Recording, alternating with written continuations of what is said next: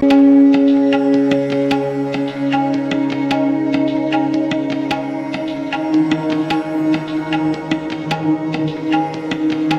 ప్రేక్షకులకు స్వాగతం, సుస్వాగతం.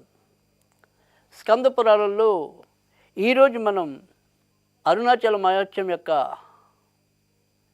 లీలలు ఇంకా అనేక రకాలైన విశేషాలు తెలుసుకునే ముందు భగవన్నామ కీర్తనతో కార్యక్రమాన్ని ప్రారంభిద్దాం. మనోజవం మారుతతుల్య వేగం జితేంద్రియం బుద్ధిమతం వరిష్టం వాతాత్మజం వానరయోధముఖ్యం శ్రీరామదూతం శిరసా నమామి. శ్రీరామదూతం శిరసా నమామి. ఇప్పటి వరకు కూడా మనం స్కంద పురాణంలో దాని యొక్క మహేశ్వర ఖండమని, అంటే స్కంద పురాణంలో మహేశ్వర ఖండంలో ఇప్పుడు మనం మరొక ఉపఖండమైన అరుణాచల ఖండంలోకి అడుగుపెట్టాం. ఈ అరుణాచల ఖండంలో మనకి అరుణాచలం ఆ తేజోలింగమైన ఆ మహాశివుడి యొక్క మహాద్భుతమైన విశేషాలన్నీ కూడా మనం తెలుసుకుంటూ వస్తున్నాం, ఇంకా వస్తాం కూడా. అయితే దీనికి మనం పూర్వకథని కొంతవరకు సంక్షిప్తంగా తెలుసుకుందాం. ఒకానొక సందర్భంలో ఏదైతే మరి పార్వతీదేవి తనకు పుట్టిన ఒక చిలిపి బుద్ధి వల్ల, సరస బుద్ధి వల్ల శివుడికి యొక్క రెండు నేత్రాలని వెనక నుంచి వచ్చి కళ్ళకు గంతలు కట్టినట్టుగా తన చేతులతో మూసివేయటం అనేది జరుగుతుంది. అంటే మనం కూడా ఎప్పటికీ చిన్నప్పుడు మనం ఆడుతూ ఉండేవాళ్ళం. హఠాత్తుగా వాళ్ళు ఎవరైనా సరే వారి వారి పనుల్లో సీరియస్గా ఉంటే మనం వెనకచాటుగా వెళ్ళి వాళ్ళ కళ్ళు పట్టుకుని తను ఎవరో చెప్పుకోండి చూద్దాం అని చెప్పి మనం కూడా అప్పుడప్పుడు ఈ రకమైన చిలిపి పనులు చేస్తూనే ఉంటాం మన జీవితంలో కూడా. అంటే ఇప్పుడు మనకి వచ్చే ఏవైతే కొన్ని ఆటలు కానీ, కొన్ని సరసాలు కానీ, కొన్ని కార్యకలాపాలు కానీ అప్పటికప్పుడుగా సృష్టించబడినవి కాదు. కొన్ని పురాణ అంతర్గతంలో భాగంగా కూడా వస్తూ ఉన్నాయి. అలాంటి దాంట్లో ఇప్పుడు మనం పార్వతీదేవి వెనకచాటి నుంచి తన భర్త యొక్క కన్నులు మూసివేయటం అనేది జరుగుతుంది. దాని పర్యవసానంగా ఏదైతే మరి శివుడి యొక్క రెప్పపాటు కాలం అనేది మానవ లోకంలో అది ఒక కల్పంతో సమానం, కొన్ని వందల సంవత్సరాలతో సమానం. అలాగే కొన్ని ఏవైతే లోకాలు ఉంటాయో ఆ లోకాల్లో వారికి కూడా ఆ రెప్పపాటు కాలం అనేది చాలా ఎక్కువ సంవత్సరాలతో కూడినది కూడా కావచ్చు. కనుక దానివల్ల ఏమైంది అంటే కనుక ఎక్కడికెక్కడ సూర్యచంద్రులు లాంటి ఆయన నేత్రాలు రెండు కూడా మూసేయటం వల్ల ప్రపంచమంతా కూడా మరి అంధకారమై అస్తావ్యస్తమై కొన్ని ప్రాణులు మరణించి కొన్ని ప్రాణులు అస్తావ్యస్తమయ్యి ఇలా నానా రకాలుగా ఒక ప్రళయం సంభవించిందా అన్న రీతిలో విశ్వమంతా మారిపోతుంది.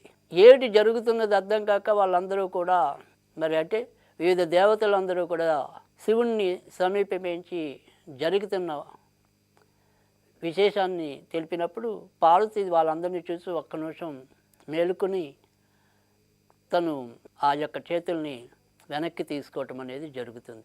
అప్పుడు మొత్తం జరిగిన నష్టాన్ని తెలుసుకుని పార్వతీదేవి క్షమాభిక్ష వేడుకుంటుంది. అయ్యో నేను ఇంత పెద్ద తప్పు చేశానా, నేను సైతం ఒక మాయలో పడి ఈ రకమైన ప్రళయానికి కారణభూతురాలనయ్యానా అని చెప్పి భయ విహ్వలత అయి తర్వాత మరి పశ్చాత్తాపడిన సాధ్వీమనై శివుణ్ణి ఏం చేయాలో కోరినప్పుడు ముందుగా నువ్వు కంపా తీరానికి వెళ్ళి తపస్సు చేయి, ఆ తర్వాత గౌతమ ఆశ్రమానికి చేరు, తర్వాత ఆయన యొక్క సూచనల మేరకు నువ్వు అరుణాచలంలో తపస్సు చేసినట్టయితే గనక నీకు ఏవైతే ఇటువంటి పాపం వచ్చిందో ఆ పాపం నుంచి నువ్వు విముక్తురాలు అవుతావు.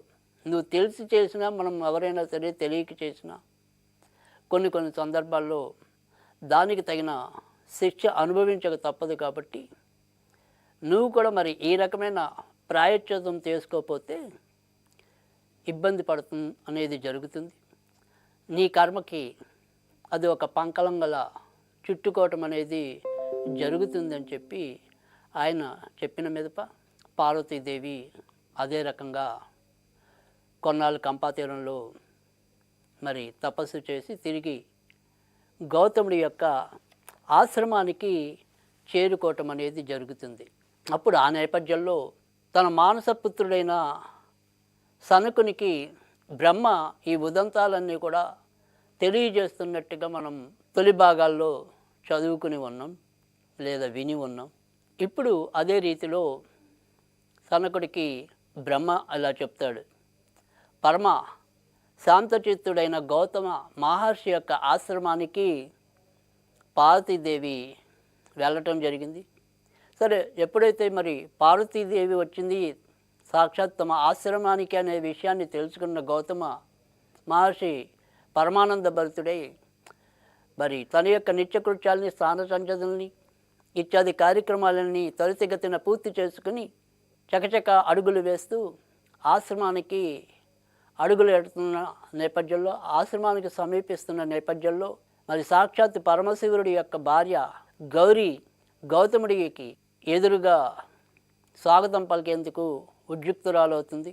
ఆయన ముఖారవంతం ఒక క్షణం పాటు చూసిన వెంటనే ఆహా, ఏమి సూర్యుడితో సమానమైన తేజస్సు, వృద్ధాప్యంలో అడుగుపెట్టినప్పటికీ కూడా ఎక్కడ కూడా ఆ ఛాయ కనపడిని చురుకుదనం, శుష్కించిన దేహంతో ఉన్నప్పటికీ కూడా శుష్క వచనాలు లేని అమిత ప్రియమైన మాటలతో, ముఖంతో, చిరుమందహాసంతో కనిపిస్తున్న ఆ గౌతముడిని చూసి మొత్తం ఏదైతే శిరోజాలన్నీ కూడా తెల్లగా అయిపోయి గడ్డం ఇంత పొడుగున మరి తెల్లగా ఉండి అయినప్పటికీ కూడా ఆయన ఒక పరిశుద్ధాత్మ రూపంలో పరిశుద్ధుడిగా కనిపిస్తున్న గౌతముడిని చూసి పులకింతురాలై గౌరీదేవి నమస్కారం చేయబోతుంది. అప్పుడు దాన్ని ఆయన వారిస్తూ, తల్లి, నువ్వే జగత్పాలకురాలివి, జగత్తు మొత్తం అంతా కూడా తెలిసిన దానివి, ఏది మిథ్య ఏది వాస్తవం అనేక విషయాలని నువ్వే నిత్యం కూడా అందరికీ తెలుపుతూ ఉంటావు.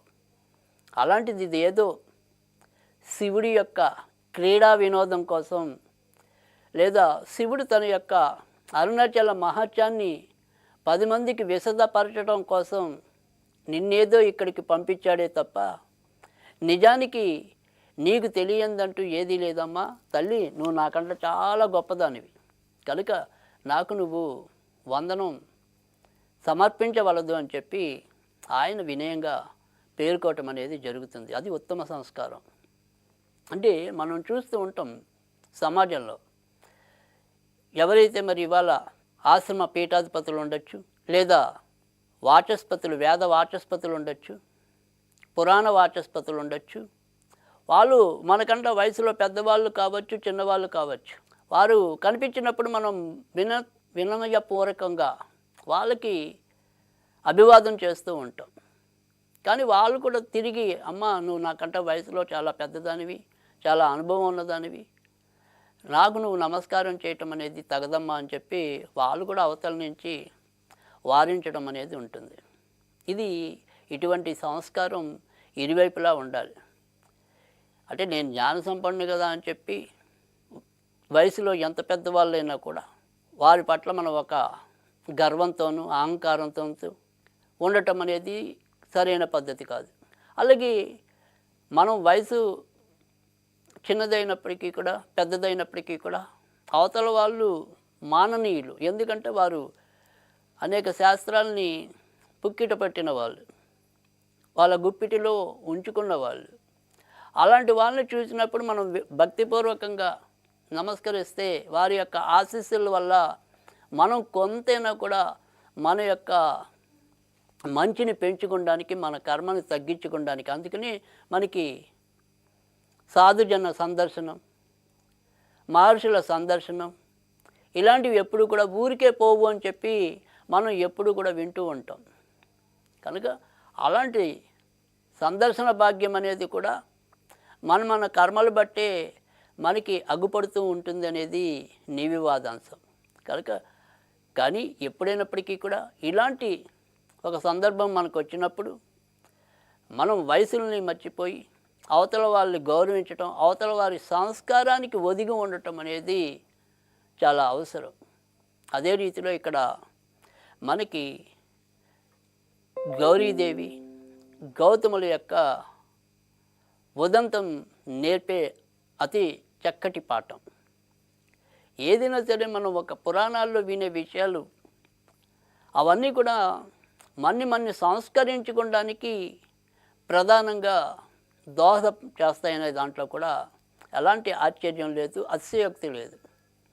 కనుక వినటం అనేది, చదవటం అనేది, చూడటం అనేది ఇలాంటి వాటన్నిటిలో కూడా మనకి ఒక రకమైన భక్తి భావన, ఆధ్యాత్మికత అనేవి అవసరం.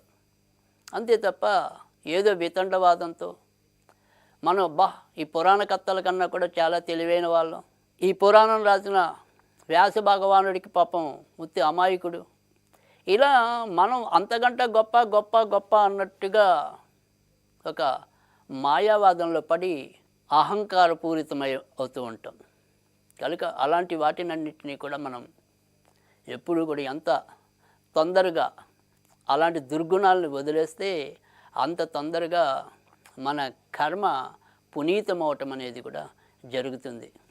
సరే, ఎప్పుడైతే ఈ రకంగా పార్వతీదేవి అక్కడికి అడుగు పెడుతుందో, తర్వాత అమ్మ సాధ్యమని ఇదంతా ఏదో శివుడి యొక్క లీలలాగా నాకు అనిపిస్తుంది, నీలాంటి మహనీయురాలు నా యొక్క ఆశ్రమానికి రావటం అనేది చాలా ఆశ్చర్యకరంగా అనిపిస్తోంది అన్నప్పుడు, ఏదైనప్పటికీ కూడా శంభుని యొక్క మహత్యం అనేది చాలా విచిత్రంగా ఉంటుంది. ఎవరైతే సద్భక్తులు ఉంటారో వారిని రక్షించే నిమిత్తం లేదా వారికి ఏదైనా సరే ఒక మహోపదేశాన్ని అందించడం కోసం అనేక రకాలైన లీలల్ని చూపించడం అనేది జరుగుతూ ఉంటుంది. నిజానికి నువ్వు గనక కోరుకున్నట్టయితే గనక నీకు కానిదేముంటుంది, అలాగే నువ్వు చేజిక్కించుకోలేనిదేముంటుంది, నీవే అమిత పరాక్రమవంతురాలు. అలాంటిది నా దగ్గరికి వచ్చి నువ్వు తీసుకోగలిగేది, పొందగలిగేది ఏముంటుంది? కనుక ఏదైనప్పటికీ కూడా ఇవన్నీ తెలియనిదేం కాదు శివుడికి, అలాగే నీకు తెలియనిదేం కాదు. కేవలం నిన్ను ఏదైనా సరే తపస్సు చేయమని ఆదేశించాడు కాబట్టి ఇక్కడికి నువ్వు రావటం అనేది తెలిసింది. కనుక ఏదైనప్పటికీ కూడా నీ యొక్క స్నేహ పూర్ణ హృదయంలో నీకు నా నుంచి ఏం కావాలో తెలియచెప్పు, ఇది కేవలం శివుడి కోసమే నేను అనుకుంటున్నానని చెప్పి ఆయన గౌతముడు తెలిపినప్పుడు పార్వతీదేవి అంటుందిట, ఏదైనప్పటికీ కూడా తన యొక్క రాక యొక్క అంటే మహనీయులకు తెలియందే ఉంటుంది. ఇప్పుడు ఎలాగైతే శివుడు పార్వతికి ఎలాగ తెలుస్తుందో, నిత్యం తపోనిష్టలో ఉండేవారికి, నిత్యం దేవతా సాధనలో ఉండేవారికి కూడా భూత భవిష్యత్ వర్తమానాలు తెలియకుండా పోతాయా? అదే రీతిలో మరి పార్వతీదేవి కూడా కైలాసంలో జరిగిన వృత్తాంతం కానీ, ఆ తర్వాత కంపాతీరంలో ఆమె చేసిన తపం కానీ, ఇప్పుడు ఇక్కడికి వచ్చిన ఆగమనం కానీ పార్వతీదేవి ఇవేమీ తెలియని వాడేమీ కాదు కదా గౌతముడు. కేవలం ఇదంతా కూడా ఏదో శివాజ్ఞ మేరకే జరుగుతున్నాయి అనేది ఆయన బోధించడం అనేది జరిగినప్పుడు పార్వతీదేవి కూడా అవును దీనికి తెలియందేముంటుంది అని చెప్పి ఆ రకంగా భావించి, శివుడు నీ యొక్క తేనెలొలికే మాటల్ని వినటం కోసం ఆయన్ని తర్వాత ప్రశంసిస్తూ, అంటే మీ యొక్క మధుర వాక్యాలను నేను విన్నాను, చాలా అద్భుతం, మీలో ఎక్కడా కూడా నిర్మలమైన చిత్తమే తప్ప ఏ యొక్క కదలికలోనూ ఏ యొక్క భావంలో కూడా నాకు ఎక్కడా కూడా ఒక అహంకారం కానీ గర్వం కానీ కనపట్టలేదు.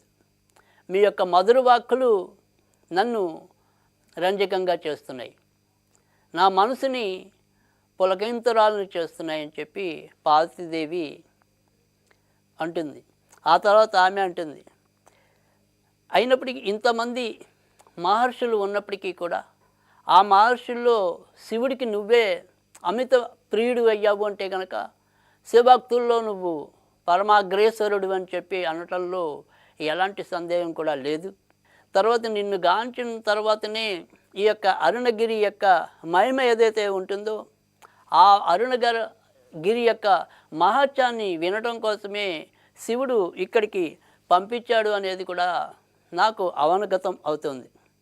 సరే, ఏదైనప్పటికీ కూడా శివభక్తులు ఎవరైతే ఉంటారో శివుడి యొక్క లీలలు ఏవైతే ఉంటాయో అలాంటివి తెలుసుకోవటం చేత మీలాంటి మహనీయుల యొక్క దర్శన భాగ్యం చేత మనం ఎన్నో రకాలైన పాపాల నుంచి బయటపడవచ్చు. అది శివుడికి కూడా ప్రీతి కలిగిస్తుంది. జగత్తులో శరీరదారులైన ఎవరైతే శివభక్తుల యొక్క వారు ఎవరైతే మరి జగత్తులో శివభక్తులు ఉంటారో వారి దర్శనం చేత అయితేనేమి, స్పర్శ అంటే వారిని తాకడం చేత అయితే కానీ, లేదా వారితో సంభాషించటం వల్ల కానీ, ఇవన్నీ కూడా మరి మన యొక్క పాపాలని పరిష్కృతం చేయటం అనేది జరుగుతుంది. శివ సంకీర్తనం ఎవరైతే వింటారో వారికి అనేక రకాలైన ముక్తి లభిస్తుంది కదా. అందుచేత నీ నోట నేను ఆ యొక్క శివుడి యొక్క మహత్యాన్ని వినగోరుతున్నా, నన్ను అనుగ్రహింపు. నిజానికి నీ యొక్క అఖండ జ్ఞానం ఏదైతే ఉంటుందో, తర్వాత ఏదైతే నీ యొక్క అమిత శక్తివంతమైన నీ ఉపదేశాలు ఉంటాయో ఇవన్నీ కూడా నాకు నువ్వు పితృ సమానుడివి అని భావించేలాగా చేసాయి. కనుక పిల్లల యొక్క కోరికలు ఏవైతే ఉంటాయో వాటిని తల్లిదండ్రులు తీర్చడం అనేది వారి యొక్క బాధ్యత. అదే రీతిలో ఇప్పుడు నేను ప్రశ్నిస్తున్నానయ్యా, నువ్వు నాకు తండ్రి వంటి వాడివి, వెంటనే అరుణాచల మహత్యం గురించి తెలుసుకోవాలని ఉంది. ఆ యొక్క అరుణాచల మహత్యం ఏమిటిదో చెప్పవయ్యా అని చెప్పి ఆ గౌతముని చాలా ఆసక్తిగా, ఆనందకరంగా, మరి ఒకంత వినయంగా కూడినదై గౌరీదేవి ఈ రకంగా ఆయన్ని అడగటం అనేది జరుగుతుంది. గౌరీ పలుకులు విన్న ఆ తపోజ్ఞాని క్షణకాలం శివుణ్ణి ధ్యానించి ఆ తర్వాత ఏదైతే అరుణాచలం అనేది ఏదైతే ఉందో దాన్ని తన యొక్క స్మృతి పదంలో నిలుపుకొని ఆ అరుణగిరి యొక్క మహత్యాన్ని ధ్యానించి ఆ తర్వాత తను చెప్పడం అనేది బిగించేస్తారు. తల్లి గౌరీ, సర్వ విద్యలకు మూలమైన స్వయంమగు నీకు తెలియంది ఏమీ ఉండదు. అంటే మొత్తం అంతా కూడా ప్రకృతి అంతా కూడా స్వయంమయమే కదా. ఇదంతా కూడా ఎక్కడైనా సరే విశ్వం అంతా కూడా శివుడి యొక్క క్రీడే కదా, లీలే కదా అని చెప్పి ఆయన గౌరీదేవికి తన యొక్క భావాలను ఉపోద్ఘాతంగా బిగించేస్తూ ఎప్పుడైనా సరే శివభక్తుల నోట శివ సంకీర్తనం అనేది నిజానికి నీకు ప్రీతేమో, అంటే ఎవరైనా సరే అంటే వాళ్ళు నేను శివ శివ శివ శివ అనే నామాన్ని నేను కనుక పలికితే నా నోటంబడ వస్తే మరి నీకు అది ఆనందం కలిగిస్తుందేమో. కానీ ఏదైనప్పటికీ కూడా విశ్వంలో శివకీర్తనం అనేది ఎంత విశిష్టతో, ఇలాంటి పురాణ శ్రవణాదుల వల్ల వేద పఠనం వల్ల కూడా అంతే ఫలితం కలుగుతుందమ్మా అని చెప్పి మరి ఆ గౌతముడే తెలియజేయటం అనేది జరుగుతుంది. అంటే శివనామ సంకీర్తనానికి వెళ్తే ఎంత బలం ఉందో, మనం శివనామ సంకీర్తనం చేయలేకపోయినప్పటికీ కూడా ఏవైతే ఇలాంటి పురాణ పఠనాలు ఉంటాయో లేదా శ్రవణాలు ఉంటాయో అవి కూడా అంతే రకమైన ఫలితాన్ని ఇస్తాయమ్మా. ఎవరైతే వేద పఠనం నిత్యం చేస్తారో వారికి కూడా శివనామ సంకీర్తన ఫలం లభిస్తుందమ్మా అని చెప్పి గౌరీదేవికి గౌతముడు తెలియజేయటం అనేది జరుగుతుంది. సరే, ఏదైనప్పటికీ కూడా నేడు నేను చేసిన సత్కర్మ ఫలమో లేదా ఇప్పటికే నేను అనేక రకాలైన పురాణాది విశేషాలు వినడం చేతనో నాకు ఈ రకమైన పరిపూర్ణమైన కృప శివుడి ద్వారా లభించడం అనేది జరిగింది. అందుకనే ఆ శివుడు ఈ యొక్క అరుణాచల మహత్యాన్ని నా ద్వారా వినిపింపజేయడానికి ఆయన నన్ను ఎంచుకోవటం అనేది జరిగిందనేది కూడా అర్థమవుతుంది. సూర్యచంద్రులు సిద్ధ మరి గంధర్వ విద్యాధర పన్నగులు, దివ్య మహర్షులు, అష్టోదాసల సిద్ధి కొరకు, ఇష్ట ఫల సిద్ధి కొరకు, ఫల ప్రాప్తి కొరకు వాళ్ళందరికీ కూడా అరుణగిరే పట్టుకొమ్మ.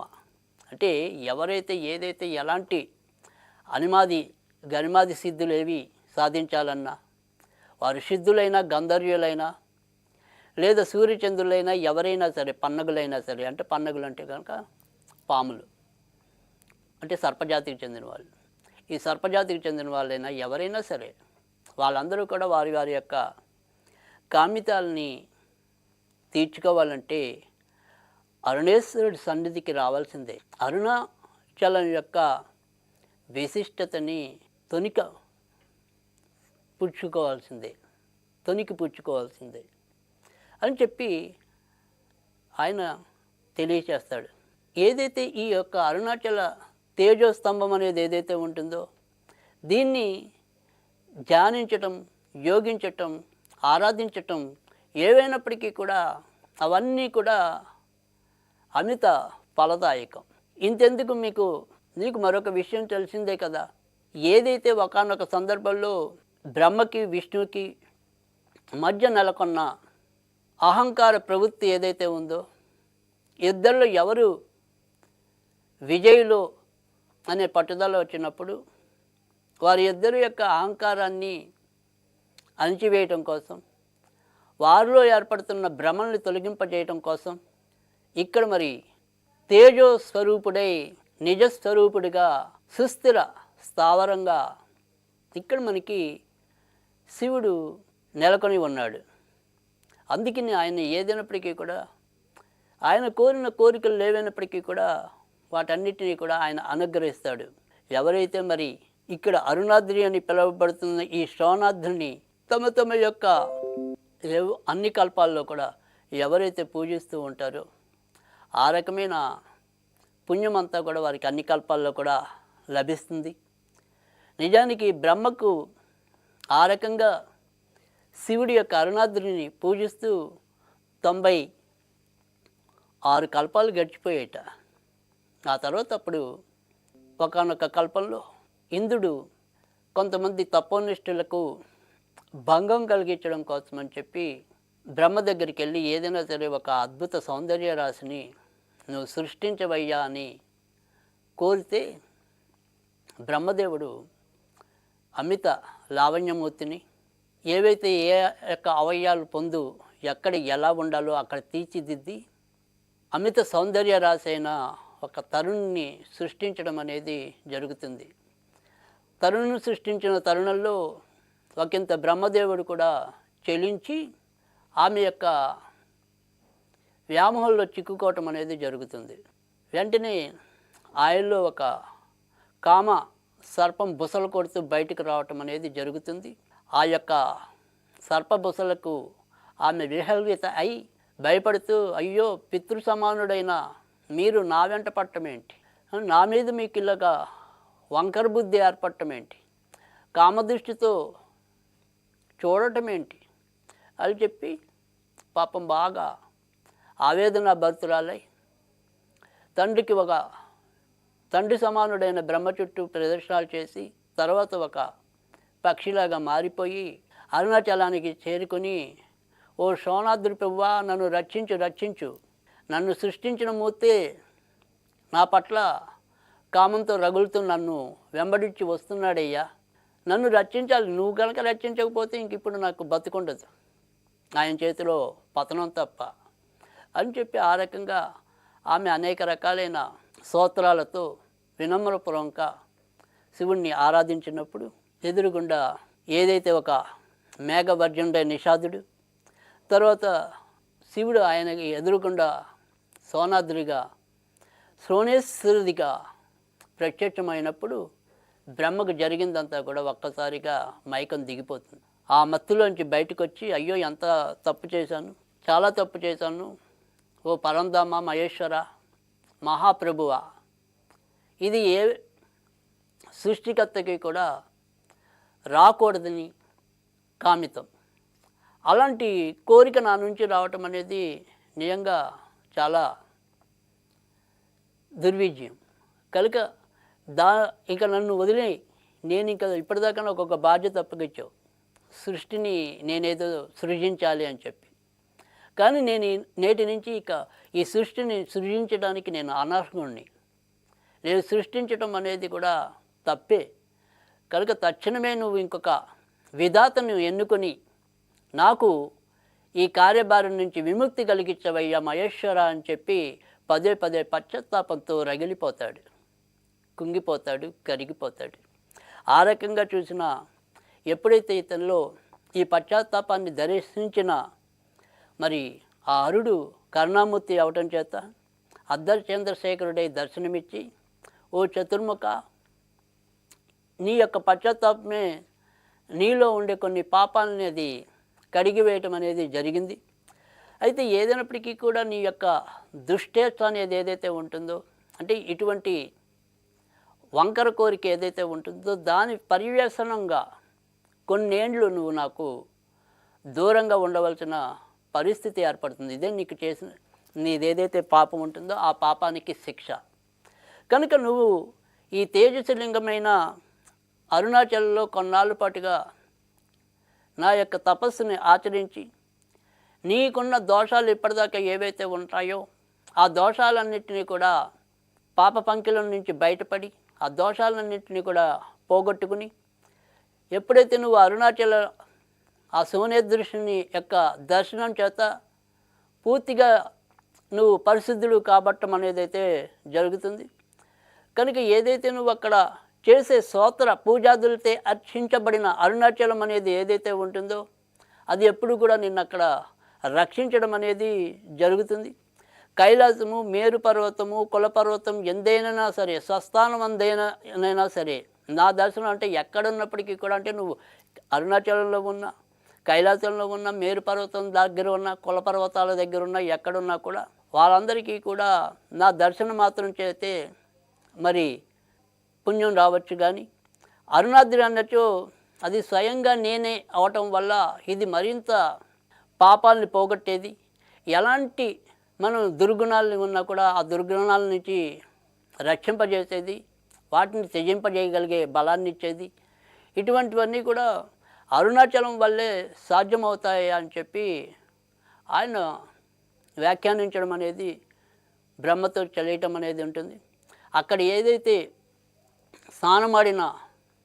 బ్రహ్మ స్నానమాడిన ప్రదేశం ఉందో అది బ్రహ్మ పుష్కరిణి అయి విరాజిల్లుతుందని చెప్పి, ఈ బ్రహ్మ పుష్కరంలో ఎవరైతే స్నానాలు చేస్తారో వారు అనేక రకాలైన మోహాల నుంచి విముక్తి పొందటం అనేది జరుగుతుంది. కనుక ఈ యొక్క బ్రహ్మ పుష్కరిణి నదీ ప్రాంతంలో నన్ను భక్తిగా వినమ్రంగా ఆరాధించే వాళ్ళు ఎవరైతే ఉంటారో వారందరికీ కూడా సక్రమంగా నాకు చేసే పూజ వల్ల అవన్నీ కూడా మరి అనేక రకాలైన మోక్షానికి బాసటలుగా నిలుస్తాయని చెప్పి కూడా ఆ పరమ కారుణ్యమూర్తి, అందరి పట్ల బోళాశంకరుడైన శివుడు ఉద్ఘాటించడం అనేది కూడా జరుగుతుంది. అరుణాచల శివ, అరుణాచల శివ, అరుణాచల శివ, అరుణ శివోం, అరుణాచల శివ, అరుణాచల శివ, అరుణాచల శివ, అరుణ శివోం. ఆ అరుణాచల శివుణ్ణి ఎవరైతే తమ యొక్క హృదయాల్లో ప్రతిష్ఠించుకుంటారో, అరుణాచలం వెళ్ళని వారి సైతం కూడా ఆ శ్రోణేద్రేశ్వరుడి యొక్క నామాన్ని, ఓ హరహర మహాదేవ, అరుణాచల ఓ శంకర అని చెప్పి ఎవరైతే ప్రతినిత్యం కూడా భక్తిపూర్వకంగా స్తుతి చేస్తారో అలాంటి అరుణాచలేశ్వరుడు అందరికీ కూడా వారి వారి యొక్క భౌతిక సుఖాలను నెరవేర్చడంతో పాటు అంచెంలో వారిలో ఉండే పవిత్రతను తీసుకుని తమ యొక్క కైలాసంలో వారికి శాశ్వత నివాసాన్ని కల్పిస్తాడని చెప్పడం కూడా మనకి ఇదే అరుణఖండంలో వస్తుంది. కనుక ఆ రకంగా ప్రతి ఒక్కళ్ళు కూడా మరి ఆ అరుణాచలేశ్వరుణ్ణి స్మరించుకుంటూ గడపటం అనేది కూడా ఒక మహత్తరమైన పుణ్యమే అవుతుంది. ఇది ఈరోజు భాగంలో మరి అరుణాచలేశ్వరుడి యొక్క ఆవిర్భావం విశిష్టతను మనం తెలుసుకున్నాం. ఇంకా అనేక రకాలైన విశేషాలని మనం మరొక భాగంలో తెలుసుకుందాం. అంతవరకు కూడా సెలవు.